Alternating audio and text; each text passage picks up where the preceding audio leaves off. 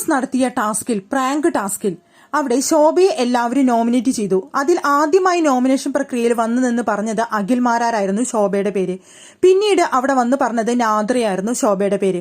അപ്പോൾ അവിടെ ശോഭയ്ക്ക് കൺഫ്യൂഷനായി മാരാര് പറഞ്ഞിട്ടാണ് നാദ്ര ശോഭയുടെ പേര് പറയുന്നത് എന്നുള്ളൊരു തോന്നൽ വന്നവിടെ. അതിനുശേഷം എല്ലാവരും ശോഭയുടെ പേര് പറഞ്ഞതിന് ശേഷം അവിടെ മാരാരുടെ അടുത്ത് അവിടെ ചൂടാവുന്നുണ്ടായിരുന്നു നമ്മുടെ ശോഭ. അവിടെ വന്ന് നിന്നുകൊണ്ട് അവിടെ ശോഭ പറയുന്നുണ്ടായിരുന്നു, അഖിലിന്റെ പേര് എനിക്ക് പറയാൻ അറിയാഞ്ഞിട്ടല്ല, പക്ഷെ ഞാൻ പറയുന്നില്ല, എനിക്ക് അയാളുടെ ഒപ്പം കളിച്ച് ജയിക്കാനാണ് ഇഷ്ടം, അല്ലാതെ അയാളെ എനിക്ക് പുറത്താക്കാൻ താല്പര്യമില്ല. അങ്ങനെയാണെന്നുണ്ടെങ്കിൽ 2 തവണ ചാൻസ് കിട്ടിയിട്ടും ഞാൻ പുറത്താക്കുമായിരുന്നു എന്ന് അവിടെ ശോഭ പറയുന്നുണ്ടായിരുന്നു. സത്യം പറഞ്ഞു കഴിഞ്ഞാൽ എനിക്ക് ഈ 2 തവണ ഏതാണെന്നുള്ള കാര്യത്തിൽ എനിക്കൊരു ചെറിയ കൺഫ്യൂഷൻ ഉണ്ട്.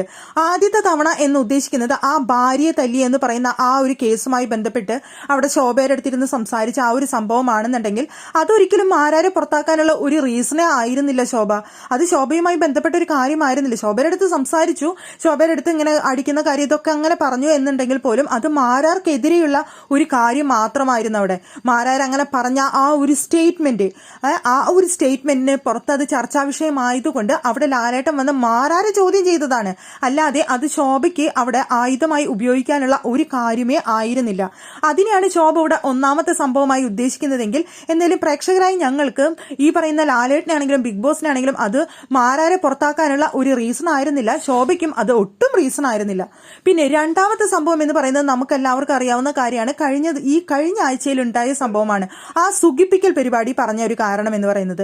അതിൽ ലാലേട്ടൻ 2 പേരെയും കൺഫെഷൻ റൂമിൽ വിളിച്ചിരുത്തി സംസാരിക്കുന്നത് നമ്മൾ കണ്ടതാണ്.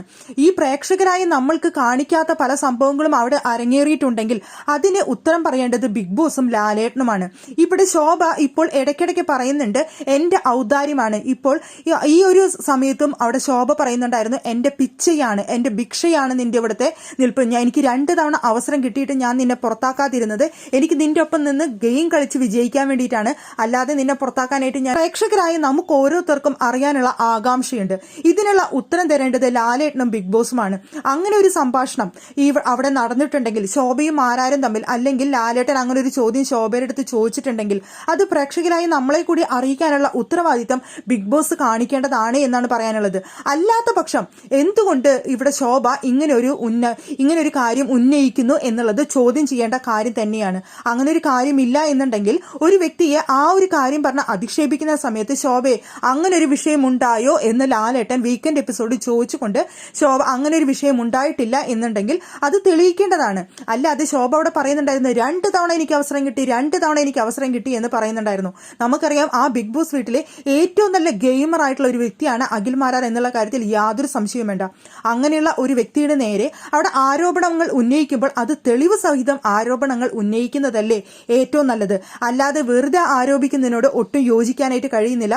ശോഭ ഇന്ന് പലതവണ അത് പറയുന്നുണ്ടായിരുന്നു. ഇതിനുള്ള വ്യക്തമായ ഉത്തരം ലാലേട്ടനും ബിഗ് ബോസും തരണമെന്ന് തന്നെയാണ് നമ്മൾ ഓരോരുത്തരും ആഗ്രഹിക്കുന്നത്.